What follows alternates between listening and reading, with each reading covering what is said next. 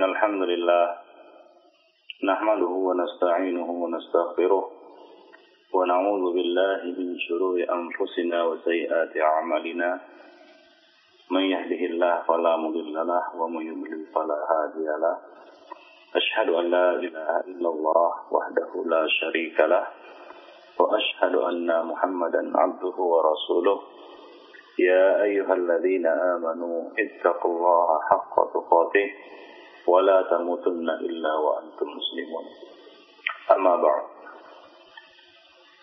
Ikhwani fiddin, azani Allah wa iyyakum jami'an, para pendengar yang berbahagia. Pertama-tama marilah kita panjatkan puji dan syukur pada Allah Subhanahu wa taala atas nikmat-nikmat yang telah kita terima. Yang apabila kita mencoba untuk menghitung nikmat-nikmat Allah ini, niscaya kita tidak akan mampu untuk menghitungnya. Salawat beriring salam tidak lupa kita limpahkan untuk Nabi kita Muhammad sallallahu alaihi wasallam yang telah membimbing kita, yang telah menunjuki kita kepada jalan yang lurus, jalan yang akan mengantarkan kita kepada Allah Subhanahu wa taala. Yang telah menerangkan kepada kita as-sunnah dan bid'ah, biar kita dapat mengenal mana sunnah dan mana bid'ah. Yang telah menerangkan kepada kita at-tauhid, sehingga kita dapat membedakan mana tauhid dan mana syirik. Dan yang telah menjelaskan kepada kita al-haq dan al-batil, sehingga kita dapat mengetahui mana yang hak dan mana yang batil. Salawat dan salam juga tidak lupa kita limpahkan kepada keluarga beliau, ahli bait beliau, sahabat-sahabat beliau, dan semua orang yang mengikuti beliau sampai hari kemudian kelak. Para hadirin dan para pendengar yang berbahagia, pada pagi ini kita akan berbicara tentang al-kabair, yaitu dosa-dosa besar. Kita semua tahu dan paham bahwa Allah Subhanahu wa taala telah menurunkan kitab-kitabnya yang berisi petunjuk bagi umat manusia, menerangkan kepada mereka apa-apa yang bermaslahat, yang bermanfaat, berfaedah, membawa kebahagiaan bagi mereka di dunia dan di akhirat, dan sekaligus juga menjelaskan hal-hal yang membawa mudarat, menimbulkan bencana, musibah, kerusakan, hingga kita dapat meninggalkannya dan dapat menjauhinya agar selamat dari bencana-bencana tersebut. Rasulullah sallallahu alaihi wasallam juga telah mengatakan dalam sebuah hadis, tidak ada satu perkara pun yang mendekatkan kalian ke surga melainkan aku telah perintahkan kalian kepadanya, dan tidak ada juga satu perkara pun yang mendekatkan kalian ke neraka melainkan aku telah melarang kalian darinya. Ikhwani fiddin, ma'asyiral muslimin, para hadirin yang berbahagia, para pendengar yang dimuliakan oleh Allah Subhanahu wa taala. Ini berisi perintah dan larangan. Di samping kita harus mengenal perintah-perintah Allah, kewajiban-kewajiban yang harus kita jalani, yang harus kita lakukan, kita juga harus mengenal perkara-perkara yang dilarangnya. Dan di antara perkara-perkara yang dilarang oleh Allah Subhanahu wa taala adalah al-kabair, yaitu dosa-dosa besar. Para ulama salah membagi dosa itu menjadi dua, al-kabair dan as-saghair. Ada dosa-dosa besar dan ada dosa-dosa kecil. Ini merupakan manhaj Ahlus Sunnah wal Jamaah. Ahlus Sunnah wal Jamaah tidak memukul rata dosa dan menjadikannya satu tingkatan. Nah, di sana ada dosa-dosa yang besar dan ada dosa-dosa yang kecil. Ada dosa-dosa yang menyebabkan seseorang itu keluar dari agama, kufur kepada Allah Subhanahu wa taala, menyebabkan dia murtad, dan ada juga dosa-dosa kecil yang tidak membuat pelakunya keluar dari millah, dari agama.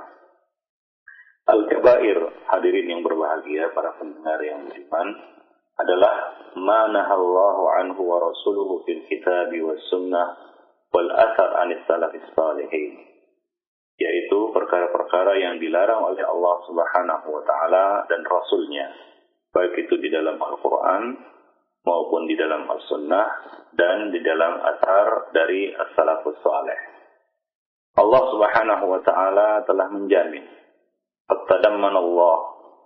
Allah Subhanahu wa taala telah menjamin di dalam kitabnya yang mulia, bagi siapa saja yang meninggalkan dosa-dosa besar dan perkara-perkara yang diharamkan, bahwa dia akan menghapus dosa-dosa kecil mereka.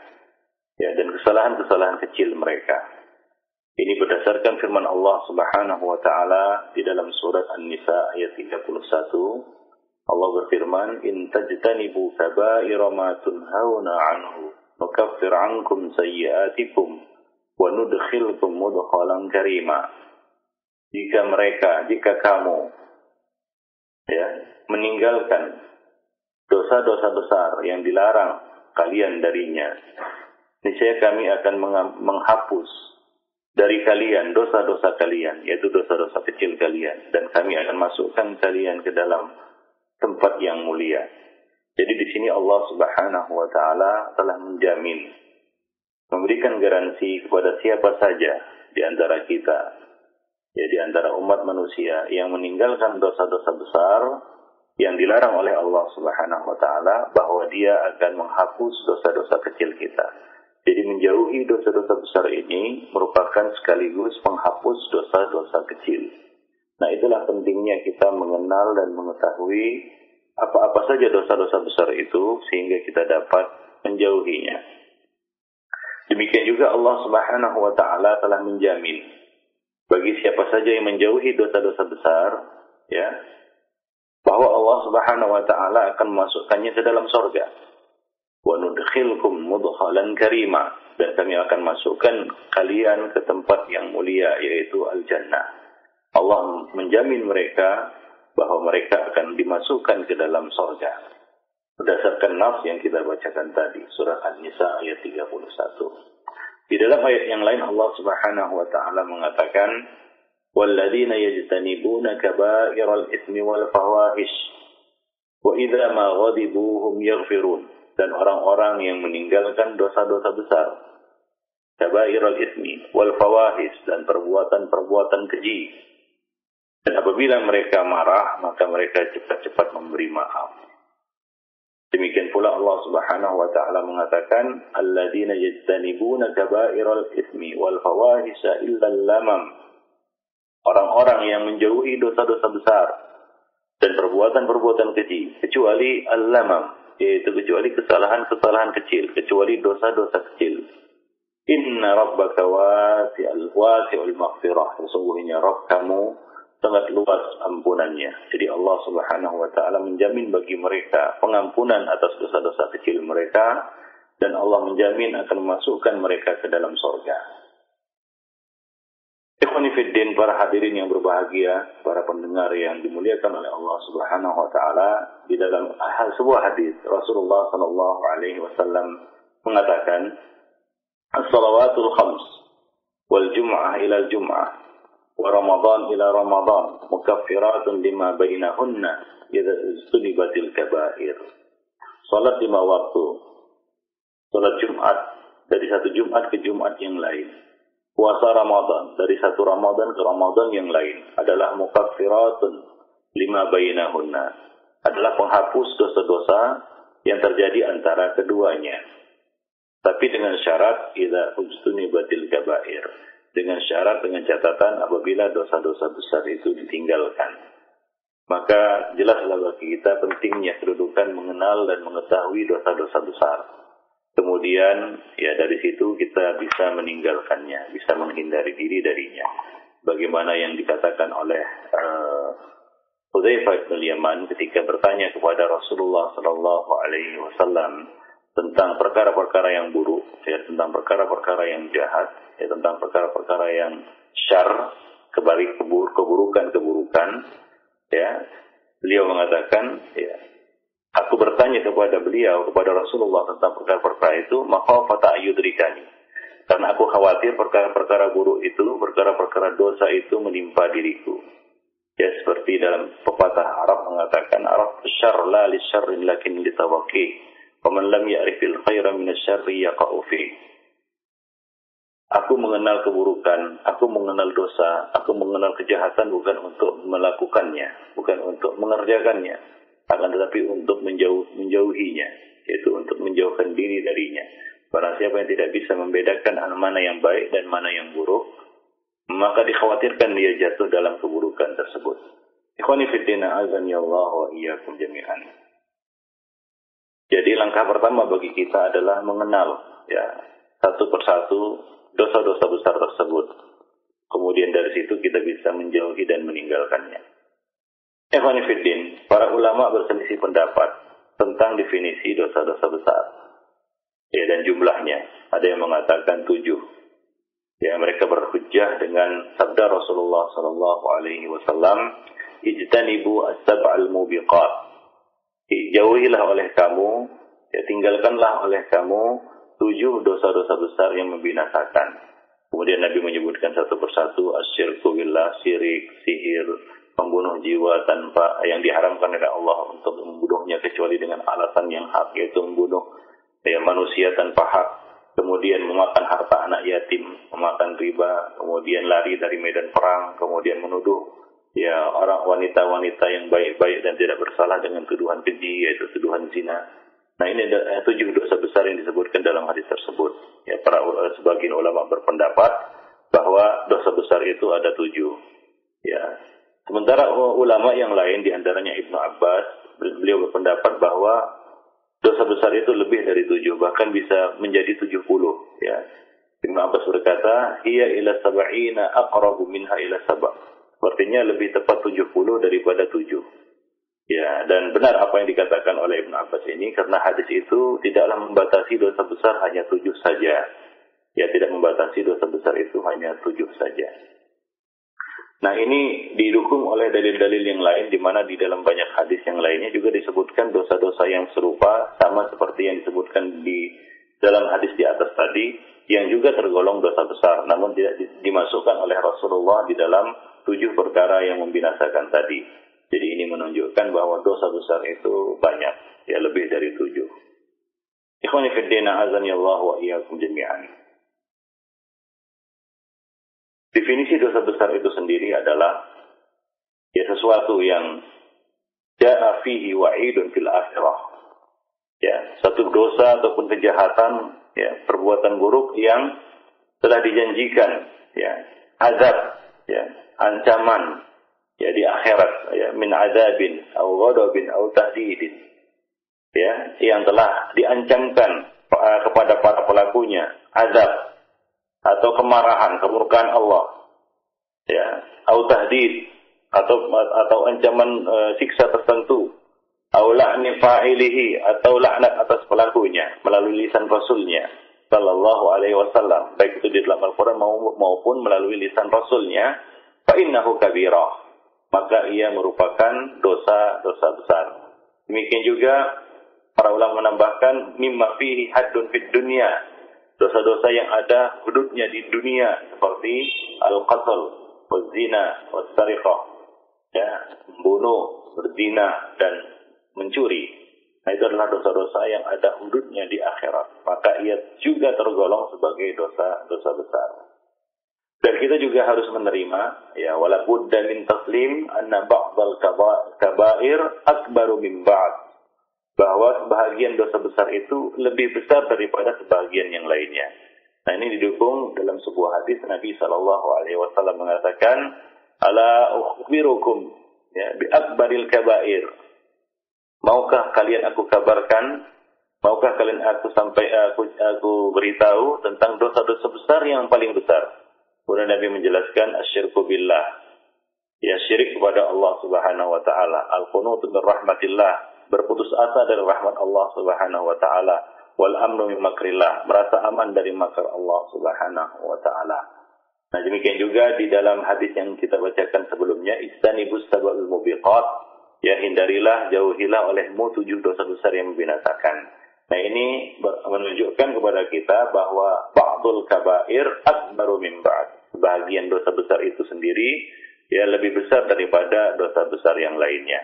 Berarti sebagaimana dosa secara umum itu juga bertingkat, ada yang besar dan ada yang kecil. Nah, yang besar ini bertingkat-tingkat juga. Ikhwani fiddin, para hadirin yang berbahagia. Dosa besar pertama yang akan kita bahas pada hari ini adalah asyirku billah. Dan ini merupakan akbarul kabair, seperti hadis yang kita bacakan tadi. Ala ukhbirukum bi akbaril kabair, asyirku billah, syirik kepada Allah Subhanahu wa taala. Yang mana Allah Subhanahu wa taala mengancam pelakunya dengan ancaman yang berat. Pertama adalah anna murtakibahu mukhalladun finnar, dikekalkan dalam api neraka. Kemudian yang kedua, la yaghfiru lahu abadan, Allah tidak akan mengampuni baginya selama-lamanya. Allah Subhanahu wa taala berfirman, innallaha la yaghfiru an yushraka bihi wa yaghfiru ma duna dzalika liman yasha. Faman yusyrik billah faqad iftara itsman 'azima. Surat An-Nisa ayat 48. Yang artinya sesungguhnya Allah tidak akan mengampuni dosa syirik, dan Dia Allah Subhanahu wa taala mengampuni segala dosa di bawah syirik. Duna dzalika, duna yaitu di bawah syirik itu. Jadi ini menunjukkan, kata-kata duna di sini menunjukkan bahwa syirik merupakan puncak dari dosa-dosa yang dilakukan oleh manusia. Ya, tidak ada dosa di atas syirik lagi. Ya, kalaupun ada dosa di sana, dunahu, yaitu duna syirki, ya, di bawah syirik. Wa yaghfiru ma duna dzalika liman yasha, dan Allah Subhanahu wa taala mengampuni dosa-dosa di bawah dosa syirik itu bagi siapa-siapa saja yang dikehendakinya, yaitu bagi hamba-hamba yang dikehendakinya, yaitu dia berada di bawah kehendak Allah Subhanahu wa taala. Insya'a ghafara lahu wa insya'a adzabah. Jika Allah berkehendak Allah mengampuninya, dan jika Allah berkehendak Allah Subhanahu wa taala akan menghadapnya. Kemudian Allah mengatakan, barang siapa yang mempersekutukan Allah, yaitu berbuat syirik, maka sungguh ia telah berbuat dosa yang besar. Isman 'azima, ya, dosa yang besar. Nah, kemudian dalam ayat yang lain Allah Subhanahu wa taala mengatakan, ya, dengan redaksi yang lain, wa may yusyrik billah faqad dhalla dhalalan ba'ida. Barang siapa yang berbuat syirik kepada Allah, maka sesungguhnya ia telah tersesat dengan kesesatan yang sejauh-jauhnya. Surat An-Nisa ayat 116. Jadi Allah Subhanahu wa taala menyebutkan di sini, ya, Allah tidak akan mengampuni dosa syirik. Kemudian orang yang melakukannya telah jatuh dalam dosa yang besar. Kemudian orang yang melakukannya berarti dia telah tersesat dengan kesesatan yang sangat jauh, ya, tersesat sejauh-jauhnya. Ikhwani fid din, azani Allah wa iyyakum jami'an, para hadirin yang berbahagia. Syirik itu sendiri juga terbagi dua, ada dua macam. Nah, pada kesempatan ini kita akan membicarakan syirik yang pertama, yaitu asyirkul akbar, syirik besar, yang mana pelakunya, ya, dihukumi kafir dan keluar dari Islam, dihitung murtad, ya, dari agama. Kemudian yang kedua adalah asyirkul asghar, ya, yaitu riya, ya, asyirkul asghar. Apa itu syirik? Asyirku itu sendiri adalah ayyaj'ala lillahi niddan, menjadikan sekutu bagi Allah Subhanahu wa taala, wa ya'budu ghairahu min hajarin aw syajarin aw qamarin aw nabiyyin aw syaikhin aw najmin aw malakin aw ghairi dzalika, dan menyembah selain Allah Subhanahu wa taala dengan berbagai bentuk penyembahan dan ibadah, yaitu menyerahkan ibadah ini kepada selain Allah Subhanahu wa taala, menjadikan bagi Allah sekutu dan perantara, ya, baik itu berupa pohon, batu, bulan, nabi, syekh, kiai, bintang-bintang, malaikat-malaikat, ataupun yang lainnya. Nah, inilah yang disebut sebagai syirkul akbar, yang Allah Subhanahu wa taala sebutkan di dalam ayat yang kita bacakan tadi. Innallaha la yaghfiru an yushraka bihi, ya, syirkul akbar. Kemudian juga Allah mengatakan innasyirka la dzulmun 'adzim, sesungguhnya syirik itu adalah kezaliman yang sangat besar. Dan Allah Subhanahu wa taala mengharamkan surga atas pelaku syirik. Allah mengharamkan surga atas pelaku syirik. Allah berfirman, innahu may yusyrik billah faqad harramallahu 'alaihi al-jannah wa ma'wahu an-nar wa ma lidh-dhalimin min ansar. Yaitu pelaku syirkul akbar ini diancam oleh Allah Subhanahu wa taala, yaitu ancaman haram atasnya surga dan tempatnya adalah neraka. Allah berfirman, sesungguhnya orang yang mempersekutukan sesuatu dengan Allah, maka pasti Allah mengharamkan surga kepadanya, dan tempatnya adalah neraka. Dan tidak adalah bagi orang-orang zalim itu seorang penolong pun. Surat Al-Maidah ayat 72. Kemudian ikhwani fiddin, para hadirin yang berbahagia, Dosa syirik inilah dosa yang menyebabkan pelakunya itu terombang-ambing hidupnya di dunia. Dan jelas pasti terombang-ambing nasibnya di akhirat. Ya, terombang-ambing nasibnya di akhirat. Allah berfirman, Allah mengumpamakan ya orang yang berbuat syirik ini ada ya dalam firman Allah surat Al-Hajj ayat 31, "Wa may yusyrik billah faka'annama kharra minas sama' fatahtafuhu at-tayru aw tahwi bihi ar-rihu fi makanin sahih." Barang siapa mempersekutukan sesuatu dengan Allah Subhanahu wa taala, maka ia seolah-olah jatuh dari langit lalu disambar oleh burung atau diterbangkan angin ke tempat yang jauh. Dia tersesat sejauh-jauhnya, hidupnya terombang-ambing, tidak ada satu ikatan keyakinan yang ada dalam hatinya.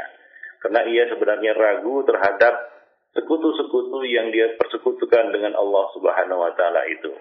Sebenarnya dia yakin bahwa sekutu-sekutu ini, perantara-perantara ini tidak punya kuasa apa-apa. Dia tidak punya kuasa apa-apa, tidak punya kekuatan apa-apa. Ya, untuk menolak mudarat atas dirinya atau mendatangkan manfaat. Maka dari itu, orang-orang musyrik terdahulu, apabila mereka dalam kondisi gawat dan genting, maka mereka pun meminta kepada Allah Subhanahu wa taala, karena mereka tahu bahwa pada saat itu enggak ada yang dapat menolong mereka selain Allah Subhanahu wa taala. Namun apabila mereka telah sampai di daratan, mereka kembali berbuat syirik. Mereka kembali berbuat syirik. Ini menunjukkan kepada kita bahwa orang-orang musyrik itu juga meyakini sebenarnya bahwa sekutu-sekutu itu tidak punya kuasa apa-apa. Maka hidup mereka terombang-ambing di dalam satu keraguan. Allah berfirman di dalam surat Al-Isra ayat 67. Wa idza massakumud durr fil bahri dhalla man tad'una illa iyyah. Falamma najjakum ilal barri a'radtum wa kana al-insanu kafura. Dan apabila kamu tertimpa mudarat menimpa kamu, musibah, kesempitan, kesulitan menimpa kamu di lautan, ya di tempat di mana dia tidak punya pegangan untuk ya menyelamatkan dirinya, di sekelilingnya lautan luas. Ya dhalla man tad'una illa iyyah. Maka hilanglah dulu yang mereka yang kamu minta, yang kamu memohon kepadanya, yang kamu beribadah kepadanya, yang kamu gantungkan hatimu kepadanya. Illa iya, kecuali kepada Allah Subhanahu wa taala kamu menggantungkan harapan, memohon dan memanjatkan doa pada saat-saat seperti itu. Namun falamma najjakum ilal barri a'radtum. Nah, ketika kami menyelamatkan kamu, ya, mengantar kamu ke daratan, a'radtum. Ya, kamu kembali berpaling dari tauhid dan condong lagi untuk berbuat syirik. Wa kana al-insanu kafura. Dan sungguhnya manusia itu punya tabiat asal yaitu kafur, suka berbuat ingkar kepada Allah Subhanahu wa taala. Jadi orang-orang yang berbuat syirik ini ya Allah umpamakan seperti orang yang jatuh dari langit, terombang-ambing lalu disambar oleh burung. Coba lihat ya orang-orang yang berbuat syirik ini menjadi mangsa bagi jin dan manusia-manusia yang durjana. Ya, yang siap untuk memakan hartanya dan memakan jiwanya hingga dia ibarat ya kita katakan seonggok batang kayu yang tidak memiliki kekuatan apa-apa, tidak bisa berbuah lagi dan tidak punya akar ke bawah, tidak punya sandaran yang kuat. Lalu dibawa dan diterbangkan oleh angin ke tempat yang jauh. Ya, seperti itulah keadaan orang-orang yang berbuat syirik. Ikhwani fiddin, para hadirin yang berbahagia. Nah, lebih dari itu, ikhwani fiddin, siapa saja yang jatuh dalam dosa syirik ini, maka Allah mengancam akan batal hapus amalnya, ya, amal kebaikannya, ya di dunia. Allah akan hapus amalnya apabila dia berbuat syirik. Di samping dia tidak dapat ampunan dari Allah Subhanahu wa taala, kebaikan-kebaikannya dulu juga hapus. Allah berfirman di dalam surat Az-Zumar ayat 65, وَلَقَدْ أُوحِيَ إِلَيْكَ وَإِلَى الَّذِينَ مِنْ قَبْلِكَ لَئِنْ أَشْرَكْتَ لَيَحْبَطَنَّ عَمَلُكَ وَلَتَكُونَنَّ مِنَ الْخَاسِرِينَ. Dan sesungguhnya telah diwahyukan kepadamu dan kepada nabi-nabi sebelummu, jika kamu mempersekutukan Allah Subhanahu wa taala, niscaya akan hapus amalmu dan tentulah kamu termasuk orang-orang yang merugi. Nah, Nabi diancam hapus amalnya apabila berbuat syirik kepada Allah Subhanahu wa taala. Meskipun kita tahu dan kita paham bahwa Nabi ya telah dimaksumkan oleh Allah Subhanahu wa taala dari hal-hal semacam itu. Tapi ini merupakan peringatan kepada kita semua. Ya, demikian juga dalam ayat yang lain Allah Subhanahu wa taala mengatakan, "La in asyraku la habita anhum ma kanu ya'malun." Dan jika seandainya mereka berbuat syirik, maka akan hapuslah apa yang dahulu mereka kerjakan, apa yang dahulu mereka lakukan. Nah, ini ancaman ditujukan kepada para nabi. Setelah Allah Subhanahu wa taala menyebutkan para nabi, kemudian Allah mengancam mereka, la in asyraku la habita anhum ma kanu ya'malun. Ya, seandainya mereka, yaitu para nabi itu mempersekutukan Allah, niscaya lenyaplah dari mereka amalan-amalan yang telah mereka kerjakan. Dan ayat-ayat yang semakna dengan ini sangat banyak sebenarnya, ya, seperti dalam firman Allah Subhanahu wa taala, "Wa may yartadid minkum an dinihi fayamut wa huwa kafirun fa ulaika habitat a'maluhum fid dunya wal akhirah." Karena siapa yang murtad dari agamanya dari kalian lalu dia mati dalam keadaan kafir, maka merekalah orang-orang yang telah hapus amalnya di dunia dan di akhirat. Demikian juga dalam surat At-Taubah ayat 17 Allah berfirman, "Maka lil musyrikina ayyamuru masajidallah syahidina ala anfusihim bil kufur ulaika habitat a'maluhum wa fin nari hum khalidun." Tidaklah pantas orang-orang musyrik itu memakmurkan masjid-masjid Allah sedang mereka mengakui bahwa mereka telah kafir. Itulah orang-orang yang sia-sia amalnya, habitat a'maluhum, hapus amal mereka, wa fin narihum khalidun, dan mereka kekal di dalam neraka. Demikian juga dalam surat Al-A'raf ayat 147 Allah Subhanahu wa taala berfirman, "Walladzina kadzdzabu bi ayatina wa liqa'il akhirah habitat a'maluhum hal yujzauna illa ma kanu ya'malun." Dan orang-orang yang mendustakan ayat-ayat kami dan mendustakan akan menemui akhirat, maka hapuslah amal perbuatan mereka, dan mereka tidak diberi balasan selain dari apa yang telah mereka kerjakan. Demikian pula dalam ayat yang lain, surat Al-Ma'idah ayat 5, Allah mengatakan, "Wa may yakfur bil iman faqad habita 'amaluhu wa huwa fil akhirati minal khasirin." Barang siapa yang kafir sudah beriman, maka hapuslah amalnya, dan ia di akhirat termasuk orang-orang yang merugi. Nah, demikian sangat banyak ayat-ayat yang menjelaskan kepada kita bahwa amal perbuatan orang yang berbuat syirik ini akan hapus. Ya, akan dihapus oleh Allah Subhanahu wa taala. Demikian pula di dalam hadis-hadis Nabi sallallahu alaihi wasallam, beliau menyatakan juga hal yang sama. Nabi sallallahu alaihi wasallam bersabda dalam sebuah hadis, "Idza jama'a Allahu an-nasa yaumal qiyamah bi yaumin la raiba fi nada munadin man kana asyraka fi 'amalin amilahu lillahi ahadan falyatlub thawabahu min 'indih fa inna Allaha aghnal aghniya 'anil syirk." Pada saat Allah mengumpulkan seluruh umat manusia dari generasi pertama sampai terakhir di hari yang tidak ada keraguan lagi padanya, yaitu hari akhirat, maka berserulah seorang penyeru, "Barang siapa mengangkat makhluk sebagai sekutu bagi Allah dalam amalnya, maka mintalah pahala dari sekutunya itu, karena Allah Subhanahu wa taala Maha cukup dari membutuhkan sekutu-sekutu." Jadi Allah Subhanahu wa taala menyuruhnya untuk meminta pahala dari amal-amalnya itu kepada sekutu-sekutunya. Tentunya dia tidak akan mendapatkan apa-apa dari sekutu-sekutunya itu. Demikian ikhwan fillah para hadirin yang berbahagia. Dalam sebuah hadis, Rasulullah sallallahu alaihi wasallam juga telah menjelaskan kepada kita ya tentang besarnya dosa syirik ini. Dan Nabi sallallahu alaihi wasallam juga menyebutkan bahwa dosa syirik ini merupakan salah satu dosa yang akbarul kabair. Ya, Nabi mengatakan, "Ala unabbiukum bi akbaril kabair?" Qalu bala ya Rasulullah, qala al-isyraku billah. Nabi menyatakan, "Maukah kalian kuberitahu tentang dosa-dosa yang paling besar?" Mereka menjawab, "Tentu saja wahai Rasulullah." Maka Nabi menjawab, "Asyirku billah, al-isyraku billah." Berbuat syirik kepada Allah Subhanahu wa taala. Demikian pula Nabi juga pernah ditanya oleh Abdullah bin Mas'ud radhiyallahu anhu, "Dosa apakah yang paling besar di sisi Allah?" Maka beliau menjawab, "Anta ja'ala lillahi niddan wa huwa khalaqak. Ya, yaitu engkau menjadikan bagi Allah Subhanahu wa taala sekutu, padahal dialah yang telah menciptakan engkau. Dialah yang telah menciptakanmu. Demikian ikhwan fillah. Azani Allah wa iyyakum jami'an. Baik.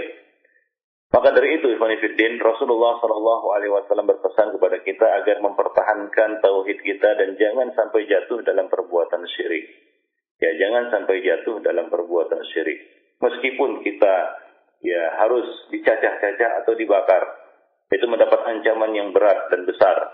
Ya, dalam hadis Abu Darda radhiyallahu anhu, dia berkata, Rasulullah kekasihku telah berpesan kepadaku, la tusyrik billahi syai'an, wa in qutti'ta aw hurrifta, wa la tatruk salatan maktubatan muta'ammidan, faman tarakaha muta'ammidan faqad bari'at minhu dhimmah.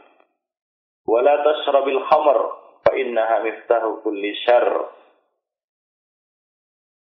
Janganlah engkau menyekutukan Allah Subhanahu wa taala, yaitu janganlah engkau berbuat syirik meskipun engkau harus dicacah-cacah atau dibakar.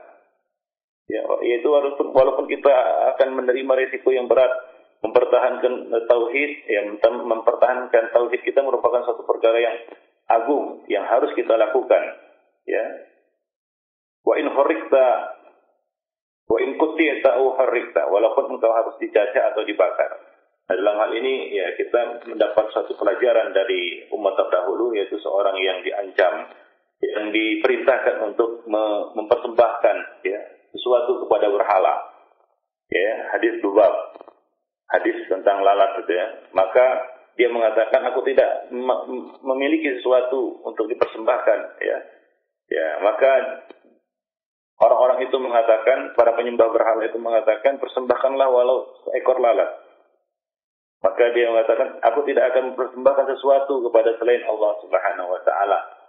Ya, maka dia pun dibunuh dan dia masuk surga. Ikhwan fillah, azani Allah wa iyyakum jami'an.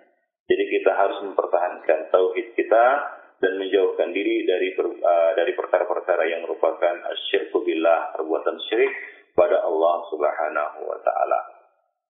Ikhwani fiddina azani Allah wa iyyakum jami'an. Pada masa sekarang ini di mana perbuatan syirik tersebar di tengah-tengah masyarakat dan kita katakan musibah-musibah yang datang bertubi-tubi mendera negeri ini juga merupakan salah satu sebab tersebarnya dosa, merupakan salah satu akibat dari tersebarnya dosa-dosa syirik yang merata di negeri ini.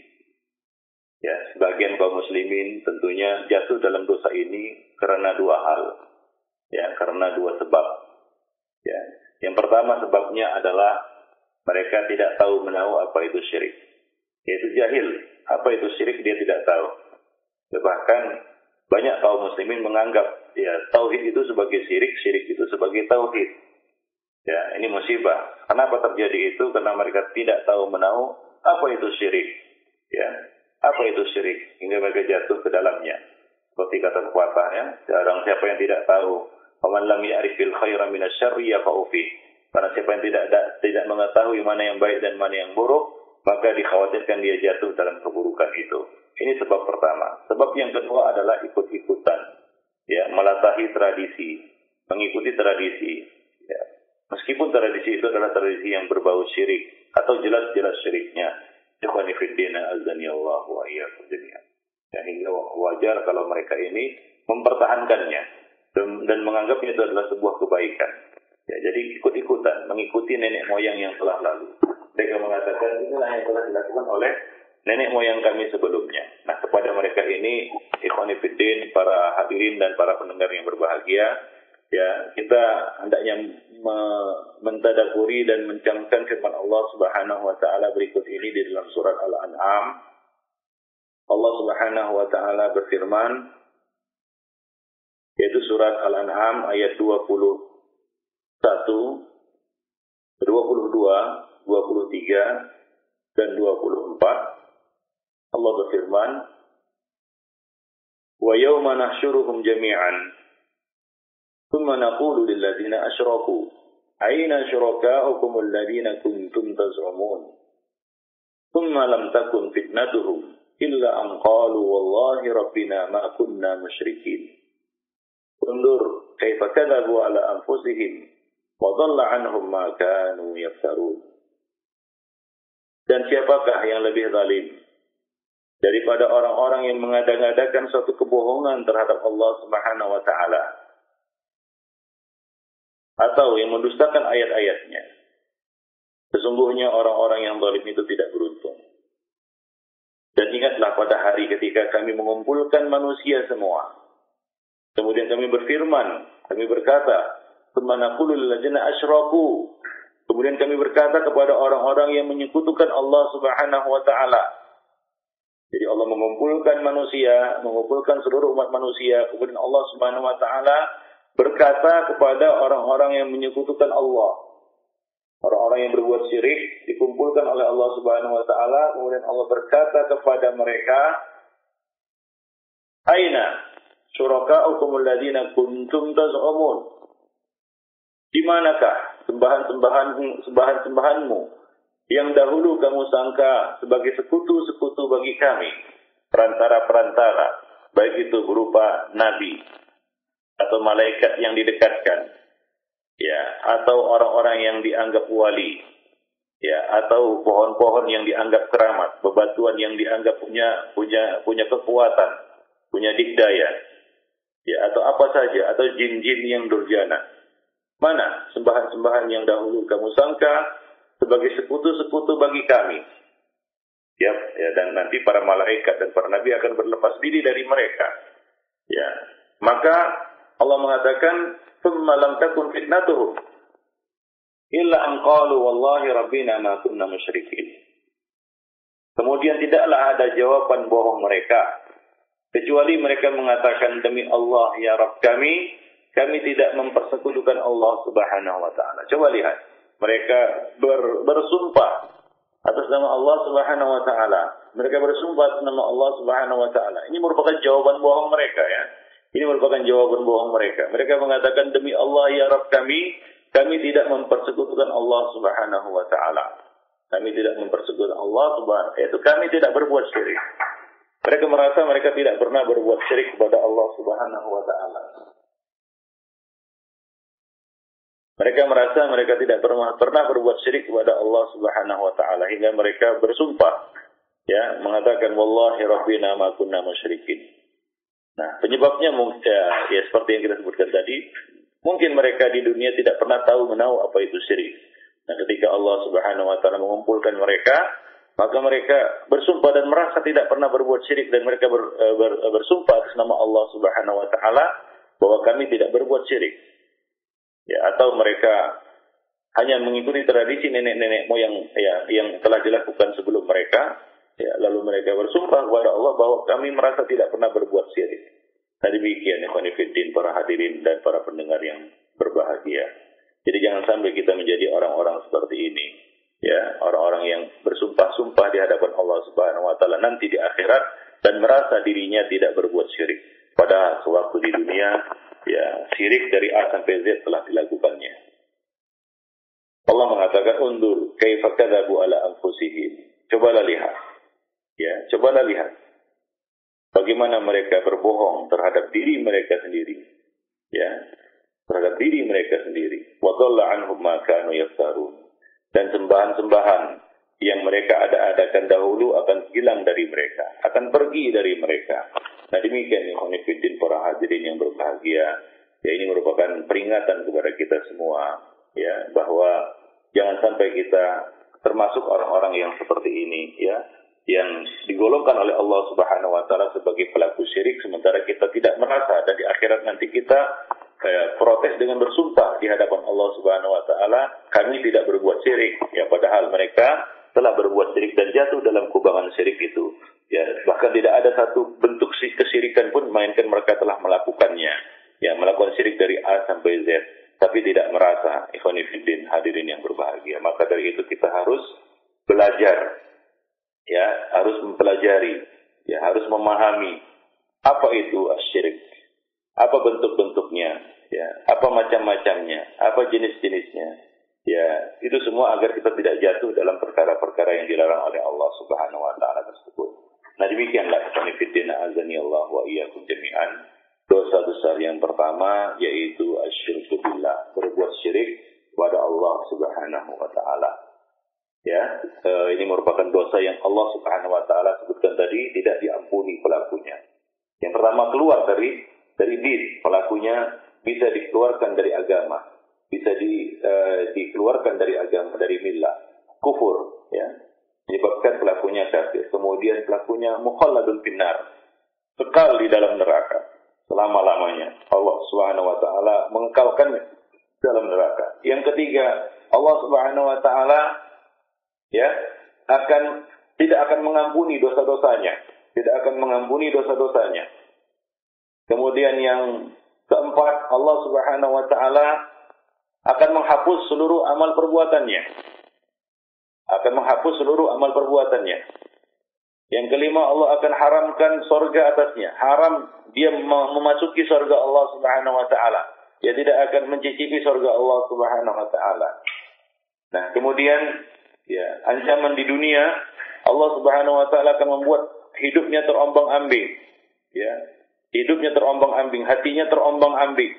Tidak punya keyakinan yang kuat terhadap apapun, ya, hidupnya jauh dari berkah. Kemudian yang terakhir, Allah Subhanahu wa taala akan menimpakan murkanya kepada orang-orang yang berbuat syirik di dunia dan di akhirat.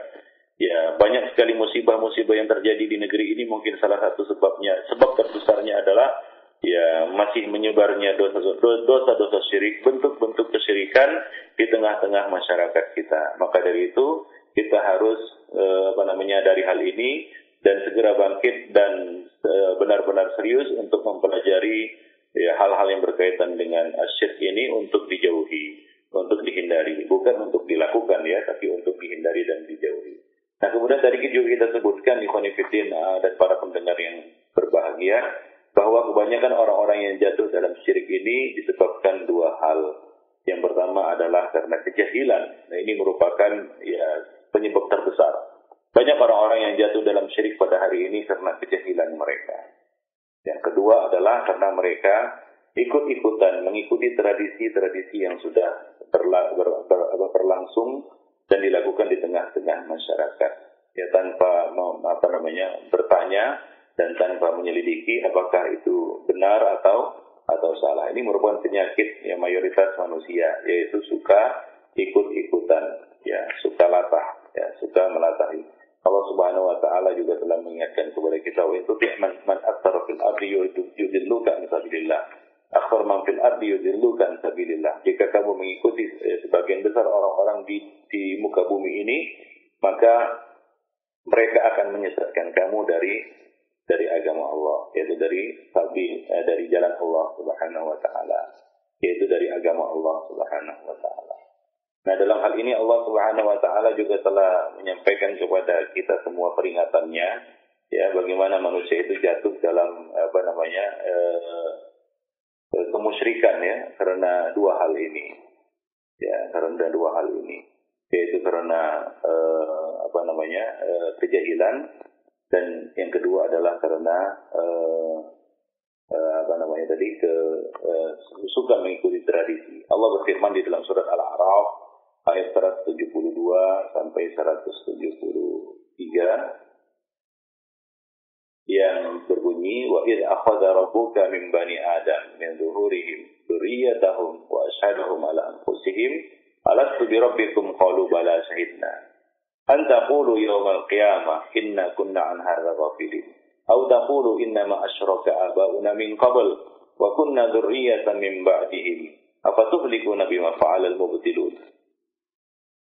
Dan ingatlah ketika Allah mengeluarkan dari sulbi, tulang belakang, ya, anak cucu Adam, keturunan mereka, dan Allah mengambil kesaksian terhadap roh mereka. Seraya berfirman, bukankah aku ini Rabb kalian, sesembahan kalian? Maka mereka menjawab, ya, anak cucu Adam menjawab, betul, bala wa rabbina. Ya, betul, demi Rabb kami bersaksi, ya, bahwa engkau adalah sesembahan kami. Tidak ada yang berhak untuk disembah, diibadahi, diagungkan kecuali Engkau ya Allah. Jadi kita semua telah bersaksi di hadapan Allah Subhanahu wa taala bahwa Allah adalah Rabb yang berhak untuk disembah satu-satunya, dan tidak ada Rabb yang berhak untuk diibadahi kecuali Dia. Jadi kita bersaksi di hadapan Allah Subhanahu wa taala. Ini disadari atau tidak? Kemudian Allah mengatakan, "Antaqulu yaumal qiyamah inna kunna an hadza ghafilin." Kami lakukan yang demikian itu, ya. Kami ambil persaksian darimu ini agar kamu tidak berdalih nanti di akhirat, sesungguhnya kami lengah terhadap hal ini. Sesungguhnya kami lalai terhadap hal ini. Yaitu kami tak tahu tentang hal ini, tentang syirik, tentang tauhid, tentang kewajiban untuk menyembah Allah semata. Ya, kami tidak tahu apa itu tauhid dan apa itu syirik. Itu penyakit pertama, itu alasan pertama. Ya, kemudian alasan kedua, au taqulu, atau engkau berkata, inna ma asyraka abauna min qabl. Sesungguhnya yang berbuat syirik atau agar kamu tidak mengatakan nanti, tidak berdalih pada hari kiamat, sesungguhnya nenek moyang kami lah yang telah mempersekutukan Allah, yang telah berbuat syirik. Ya, inna ma asyraka abauna min qabl wa kunna dzurriyyatan min ba'dihim. Dan kami hanyalah keturunan yang datang sesudah mereka. Kami cuma anak-anak cucu mereka. Kami keturunan-keturunan yang datang sesudah mereka. Maka apakah engkau ya Allah membinasakan kami karena perbuatan orang-orang yang sesat terdahulu? Jadi mereka mau berdalih dengan apa? Dengan taklid mereka. Tapi Allah Subhanahu wa taala tidak menerimanya. Ya, jadi ini merupakan sebab terbesar jatuhnya manusia kepada perbuatan-perbuatan syirik. Yang pertama adalah kejahilan, tidak mau tahu, ya, dan yang kedua adalah karena ikut tradisi atau taklid, ya, ikut tradisi latah. Ya, nah demikian. Maka dari itu kita harus memperbaikinya dengan satu, menghilangkan kejahilan itu dengan belajar. Ya, menghilangkan kejahilan itu dengan belajar. Kita harus mempelajari kembali dengan sungguh-sungguh dan serius, melindungi kita, anak-anak kita, keluarga kita dari dosa-dosa syirik ini. Yang kedua, ikut-ikutan tradisi, ya, mengikuti tradisi. Ya, ini juga obatnya adalah dengan mengetahui bahwasanya ya hidayah itu, kebenaran itu adalah ada pada Islam. Ya, ada pada Islam, ada pada Quran dan As-Sunnah. Ya, tradisi itu tidak bisa dijadikan sebagai dalil ataupun argumentasi, tidak bisa diangkat sebagai hujjah. Ya, apa saja budaya atau tradisi yang bertentangan dengan Islam, maka dia tidak bisa diterima dan harus ditolak. Ya, harus ditolak. Nah, demikian ikhwan fillah, azanillahu wa iyyakum jami'an. Nah, kira-kira demikianlah ya pertemuan kita ya pada kesempatan yang pertama ini. Ya, dosa yang pertama al-kabiratul ula yaitu asyirku billah. Syirik kepada Allah Subhanahu wa taala. Nah, ini belum selesai ya, karena kita baru membahas asyirkul akbar. Ya, asyirkul akbar, syirik yang mengeluarkan pelakunya dari millah, dari agama. Nanti akan kita lanjutkan dengan jenis kedua dari syirik, yaitu asyirkul asghar atau ar-riya' bil a'mal. Riya di dalam amalan-amalan kita. Dan perlu diketahui syirik dengan kedua jenisnya ini adalah dosa besar. Baik itu syirik besar, syirkul akbar maupun syirkul asghar, dua-duanya merupakan dosa besar. Karena ancaman yang diterima sangat berat. Ya, seperti syirik asghar nanti, ancamannya adalah ya hapus pahala amalnya, terhapus pahala amalnya. Ya, dia tidak mendapatkan pahala sedikit pun dari apa yang telah dikerjakannya karena riya tadi. Nah, ini merupakan ancaman yang besar juga. Oleh karena itu, ya kedua-duanya merupakan bentuk dosa-dosa besar yang harus dihindari oleh setiap muslim. Demikianlah hadirin yang berbahagia, para pendengar yang budiman, mudah-mudahan ini bermanfaat bagi saya dan bagi seluruh pendengar. Dan aku qouli hadza wa astaghfirullah li wa lakum lisa'il muslimin innahu huwal ghafurur rahim. Baik Ustaz, terima kasih jazakallah khairan atas materi yang sangat bermanfaat yang disampaikan di pagi ini. Berikutnya Ustaz, ada kesempatan 8 menit di kesempatan waktu kita Ustaz ya. Kita akan berikan kesempatan untuk yang bertanya melalui pesan singkat. Dan sudah ada pertanyaan dari Ummu Fajar yang bertanya, ya Ustaz, bagaimanakah hukumnya apabila ada seorang muslim yang datang ke orang pintar untuk menanyakan keberadaan barang yang hilang? Apakah itu termasuk ke dalam perbuatan kesyirikan? Dan bagaimanakah bertobat dari hal ini? Apakah kita harus mengucapkan syahadat kembali? Mohon nasihatnya, jazakallah khairan ya Ustaz. Ya, pertama, syirik baik akbar maupun asghar, yang tergolong sebagai dosa besar, ya, Allah Subhanahu wa taala masih memberikan kesempatan ya kepada pelakunya untuk bertaubat. Ya, selama ya syarat-syarat taubat ya dipenuhinya. Ya, syarat-syarat taubat dipenuhinya, yaitu dia menyesal atas perbuatannya, kemudian dia segera meninggalkannya, ya, segera meninggalkan dosa syirik itu. Kemudian yang ketiga, syarat yang ketiga adalah dia berazam untuk tidak mengulanginya di di lain waktu. Nah, demikian ya 3 syarat taubat. Kemudian selama hayat masih dikandung badan, yaitu malam yughargir, selama nyawanya belum sampai di kerongkongan. Nah, berkaitan dengan mendatangi dukun, ya, mendatangi orang-orang pintar untuk menanyakan sesuatu atau seperti barang yang hilang. Nah, ini termasuk salah satu dosa, ya, dosa besar yang bisa menyeret pelakunya kepada syirik. Nabi kepada syirik, ya. Nabi SAW ya telah bersabda, ya, dalam suatu riwayat dari Sofiyah binti Abi Ubaid, ya, dari salah seorang istri Rasulullah SAW, Nabi berkata, "Man ata arrafan fasa'alahu an syai'in lam tuqbal lahu salatun arba'ina lailatan." Barang siapa mendatangi tukang ramal, arraf, tukang ramal. Ya, arraf, tukang ramal. Lalu menanyakan kepadanya tentang sesuatu, dan ia menanyakan tentang sesuatu, lam tuqbal lahu salatun arba'ina lailatan, maka tidak diterima salatnya selama 40 tahun. Terlepas apakah ia membenarkan ya, apa yang diinformasikan oleh tukang ramal itu atau tidak. Ya, mendatanginya saja itu sudah terancam salatnya akan tidak diterima, salatnya tidak akan diterima selama 40 hari. Nah, apabila dia membenarkannya, maka ancamannya lebih besar lagi. Ya, dalam satu hadis dari Abu Hurairah radhiyallahu anhu, Rasulullah SAW bersabda, "Man ata kahinan fasaddaqahu bima yaqul, faqad bari'a mimma unzila ala Muhammadin." Barang siapa mendatangi dukun lalu membenarkan perkataannya, maka ia telah berlepas diri dari ajaran yang diturunkan kepada Rasulullah Muhammad sallallahu alaihi wasallam. Kemudian di dalam satu riwayat dari Abu Darda radhiyallahu anhu, Rasulullah sallallahu alaihi wasallam mengatakan, la yalij darajatil ula man takahhana aw istaqsama aw raja'a min safarin tatayyuran.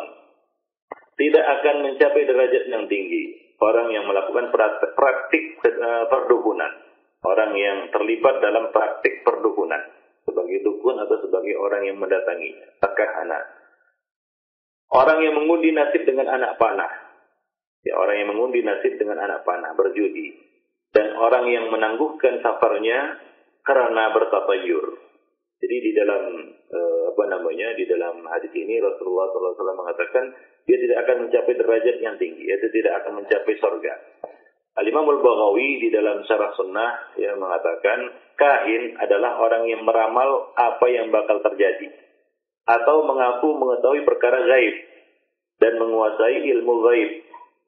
Ya, seperti mengaku tahu di mana tempat atau sesuatu yang hilang. Ya. Ada ya yang dahulu di kalangan bangsa Arab terdapat dukun-dukun, ya. Banyak terdapat dukun-dukun yang mengaku mengetahui perkara gaib.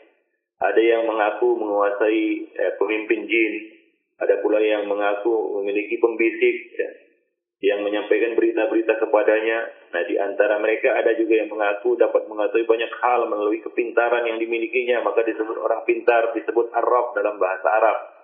Ya, dari arraf adalah orang yang mengaku mengetahui banyak perkara dengan menggunakan isyarat-isyarat untuk menunjukkan tempat barang ya, curian, barang yang dicuri atau barang yang hilang. Nah, demikian. Misalnya misalnya ya, ada wanita yang berzina, lalu orang-orang bertanya kepadanya, siapakah yang berzina dengannya? Ya, lalu ia memberitahu mereka, dan beberapa perkara sejenis yang termasuk ya ilmu nujum atau perdukunan. Ya, nah demikian. Nah, Ustaz. Baik, satu pertanyaan terakhir saja di kesempatan pagi ini dari saudari Hajar di Medan yang bertanya, dan satu pertanyaan yang lain yang berkaitan. Ya Ustadz, bagaimanakah kita menonton siaran-siaran yang memiliki kandungan kesyirikan, semisal acara sulap atau hipnotis di dalam TV atau media-media seperti sejenisnya? Kemudian bagaimanakah hukumnya apabila kita yang terkena hipnotis melakukan apa-apa yang diperintahkan oleh dukun atau sang orang yang menghipnotis tersebut? Apakah kita juga terkena dosanya? Terima kasih Ustaz, jazakallahu khairan.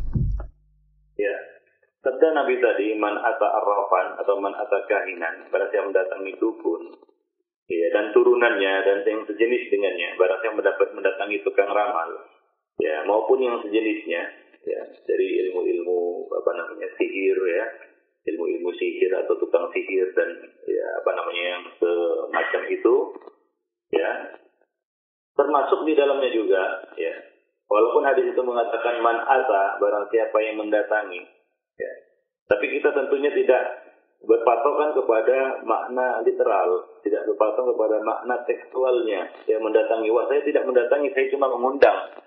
Saya mengundang dukun. Ya, orang-orang kaya sekarang kan dia lebih kita katakan lebih eksklusif lagi. Dia tidak mendatangi, dia tidak mau mendatangi gengsi, dia mendatangi dukun. Dia panggil dukun itu ke rumah.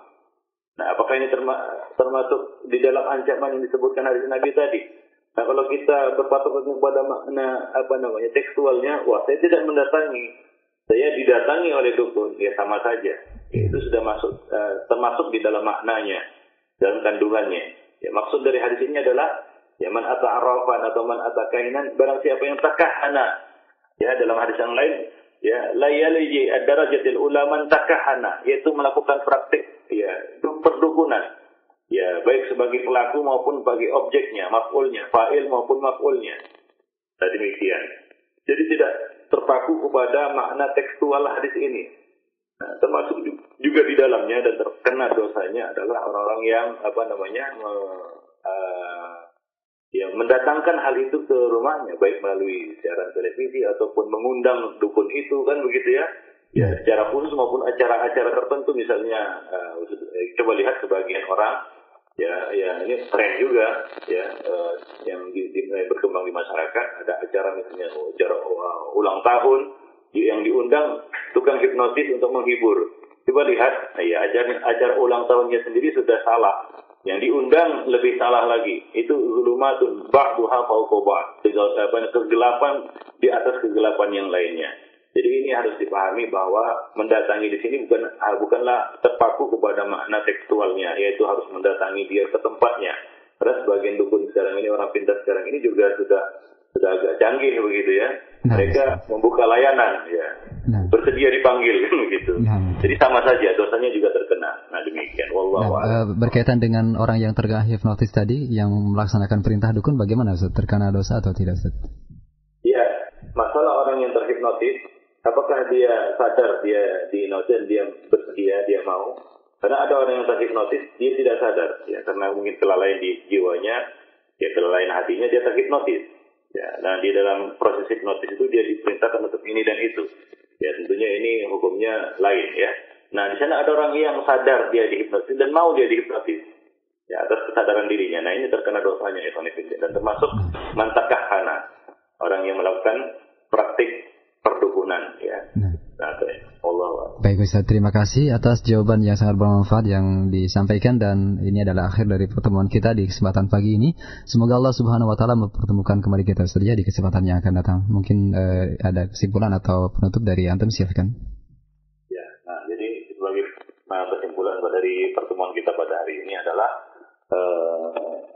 dosa besar yang pertama yang harus dihindari oleh umat manusia adalah syirik. Ini merupakan kita kata induk dari segala dosa dan induk dari segala musibah. Penyebab terbesar dari segala musibah adalah asyirku billah. Jadi kalau kehidupan kita ingin bahagia di dunia dan di akhirat, selamat dunia dan akhirat, maka dosa pertama yang harus kita hindari adalah asyirku billah. Nah, itu saja mungkin.